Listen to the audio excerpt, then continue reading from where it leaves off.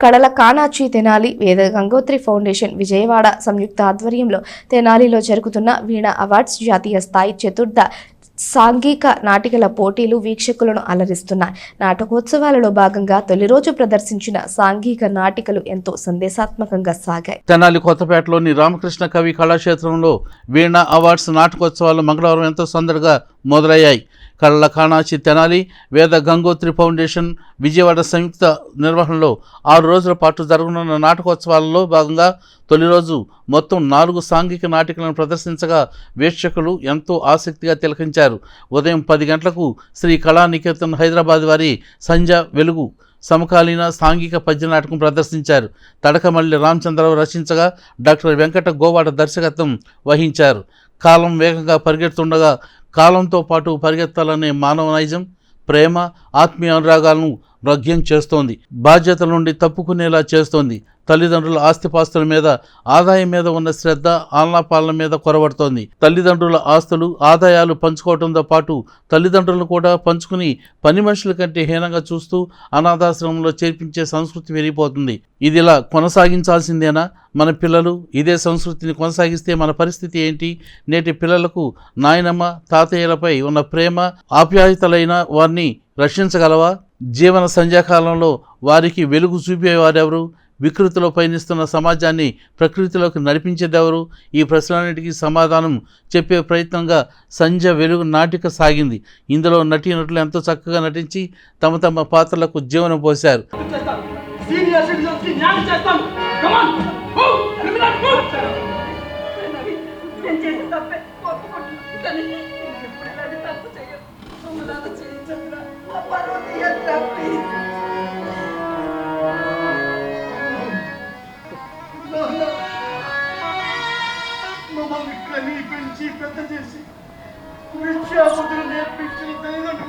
ఎంతో మనస్తాపం కలిగించారు. మా పాపానికి నిష్ఠురాలు మేము క్షమాపణ కాదు తండ్రి,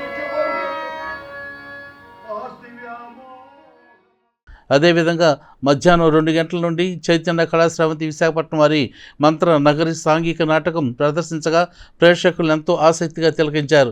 మాడభూషి దివాకర్ బాబు రచనలో పి బాలాజీ నాయక్ దర్శకత్వం వహించారు. ఇప్పుడు మానవాళి అంతా కృత్రిమ తెలివితేటల వలలో పడి మెషిన్స్గా మారిపోయారు. ప్రేమలు, పలకరింతలు, ఆప్యాయతలు మర్చిపోతున్నారు. ఈ ఆర్టిఫిషియల్ ఇంటెలిజెన్స్పై ఇలా ఆధారపడుతూ మనం ప్రాణం ఉన్న మరబొమ్మల్లాగా మారిపోయే ప్రమాదం ఉంది. మనుషులు మనుషులుగా కాకుండా ఉండాలంటే జనరల్ ఇంటెలిజెన్స్తో పాటు హ్యూమన్ ఇంటెలిజెన్స్ను కూడా ఉపయోగించుకోవాలి. 2 అవసరమే అని, అవి సమపాళ్లలో ఉంటేనే యంత్ర నగరాలు కాకుండా మంత్ర నగరాలు అవుతాయి అనే సందేశంతో మధ్యాహ్నం ప్రదర్శించిన మంత్ర నగరి నాటకం సాగింది. తిరిగి రావరా?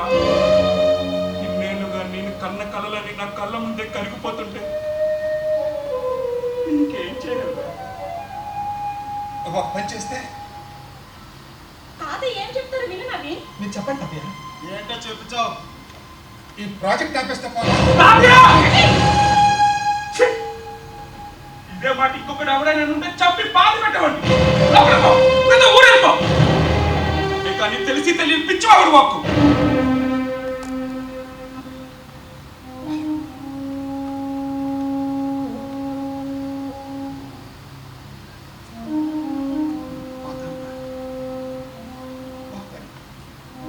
నువ్వు కోపు పట్టుకుంటే నీ చూరు పట్టుకుని వేలాడటానికి నాకు అంత సిగ్గు లేదు.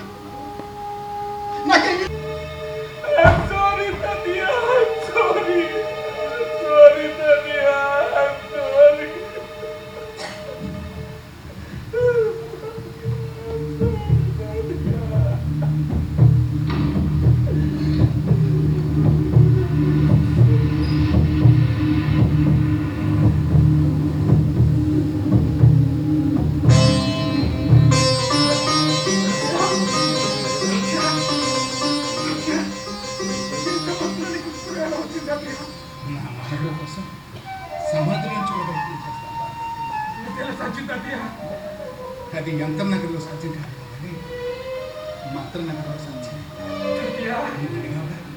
ప్రేమ అంటే ఎలా ఉంటుంది తాతయ్య అని నీ స్పర్శ, నీ పలకరింపు నన్ను స్ఫూర్తి తీసుకొచ్చు. ఇవాళ మానవాళి అంతా కృత్రిమ తెలివితేటలు ముచ్చులు పడి ప్రేమలు వాక్యాలు మనమనుసులుగా బ్రతుకుతున్నారు. మనం ఇలాగే కృత్రిమ తెలివితేటల మీద ఆధారపడిపోతే కొంతకాలానికి మనం ప్రాణం ఉన్న మరబొమ్మలుగా మారిపోతాం. అలా కాకుండా ఉండాలంటే కృత్రిమ తెలివితేటలతో పాటు హ్యూమన్ తెలివితేటలు కూడా ఉపయోగించుకోవాలి. రెండు సమపాలలో ఉండాలి. అప్పుడే ఈ యంత్ర నగరాలు మంత్ర నగరాలుగా మాట్లాడాలి.